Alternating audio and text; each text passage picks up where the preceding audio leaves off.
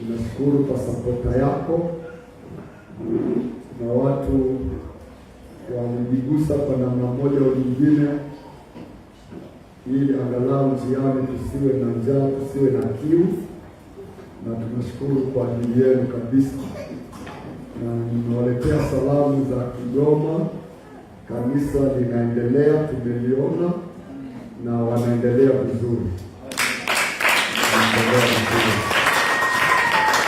Ninaamini kati ya makanisa ambayo tunaweza kuyathibitisha, kwa sababu tumeyaona sasa, hilo ni kanisa la pili baada ya kanisa la kwanza la Kibosho. Maana wale wanashirikiana na sisi, tunawasiliana na tuko pamoja. Kwa hiyo hilo limekuwa la pili kwa jinsi ambavyo tumejionea wenyewe. Tunajua ya kwamba hao ni watoto wetu na ni watoto kweli kweli. Amen. Kwa hiyo unapoombea kazi ya Kigoma Kasulu, omba kwa mzigo, ukijua kwamba ni sehemu inayokuhusu na ni watu wa mwetu kabisa kabisa.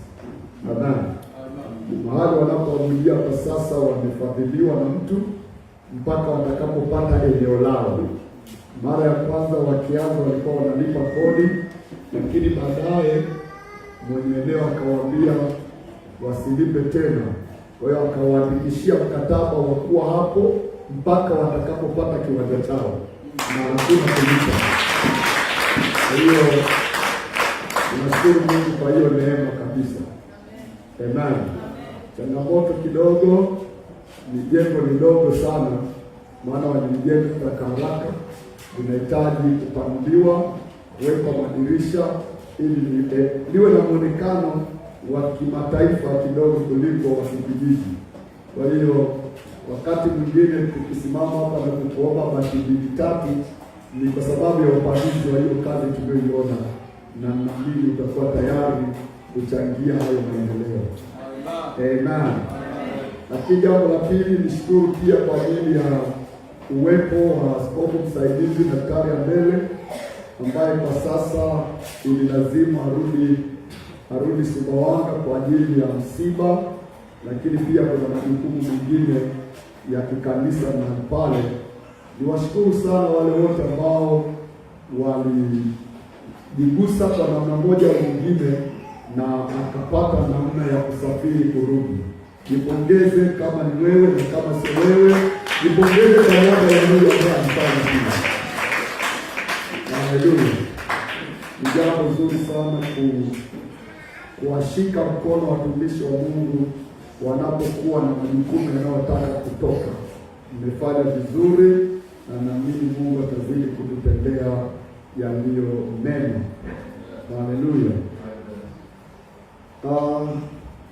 Hapa nina karatasi la wanaodaiwa hisa za mwezi wa 4, na ni muhimu sana tukudai. Sawa? Ni muhimu sana tukudai, na ninajua viongozi wafuatiliaji wanakuogopa, ndio maana hawanakudai kama deni, wanakudai kama sadaka. Jamani, hii sio sadaka, hii ni mchango wa uwekezaji. Ndio mahali pekee ambapo maendeleo yetu yanaonekana mwanga. Amen. Na kwa sababu tulikubaliana, imekuwa sheria tutadaiana. Kwa hiyo nikusii, kama nitakutaja jina hauaibiki, ninakukumbusha. Amen. Ninakukumbusha ili utuletee deni letu. Bwana tusaidie.